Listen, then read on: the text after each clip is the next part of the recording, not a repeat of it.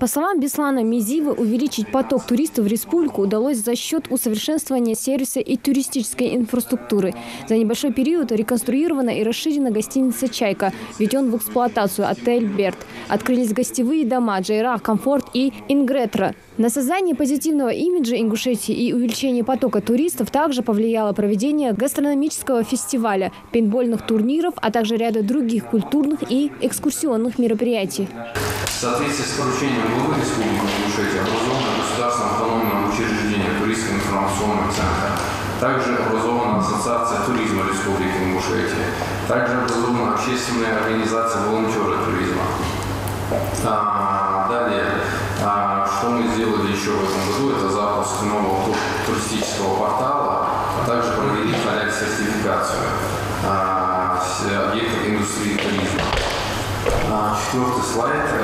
За первое полугодие 2021 года туристический экскурсионный поток в Республике Ингушетия составил 43 тысячи человек.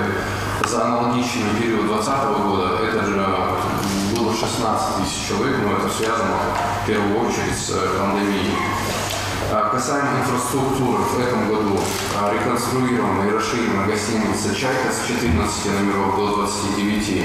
Введен в эксплуатацию отель «Берт», состоящий из 7 апарт-номеров. Открылись гостевые дома «Джейрах» на 40 коек, «Комфорт» на 10 коек и «Ингретра» на 7 коек.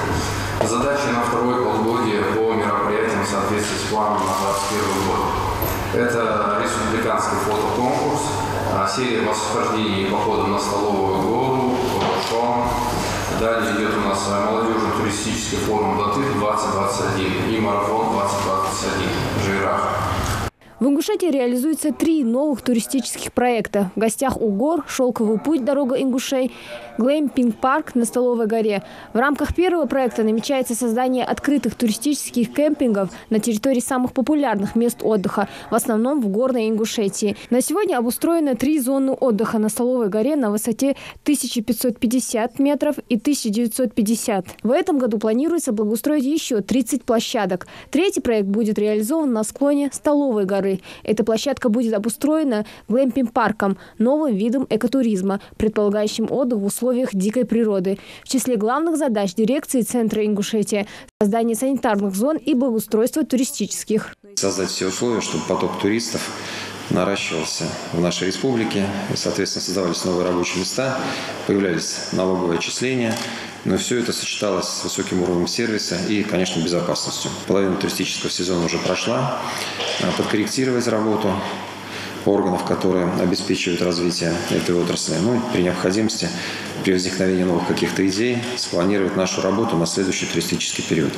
Еще раз подчеркиваю, задача эта очень-очень важна.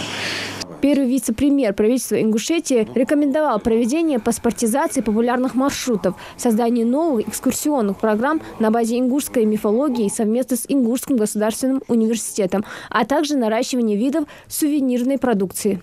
Хадия Добриева, Фатима Нальгиева, Рахман Цуров, Новости 24.